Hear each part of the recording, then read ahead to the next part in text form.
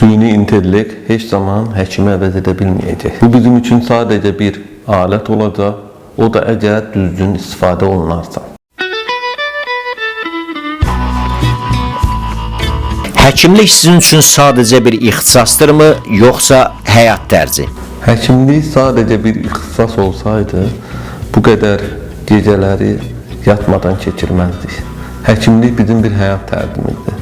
Səhər yuxudan həkim kimi dururuq, gecə də həkim kimi yatırıq. Ən çox yorulduğunuz, amma buna dəyərdi dediyiniz an hansı olub? Bəzən əməliyyatlarımız saatlarla çəkir. Bir neçə saat, 4, 5, bəzən 7-8 saata qədər əməliyyatda oluruq. Çox yoruluruq. Amma əməliyyatın sonunda gözəl bir nəticə ilə rastlaşırıq. Əməliyyatxanadan çıxıb valideynləri görürük. Onlara bu şad xəbəri deyirik.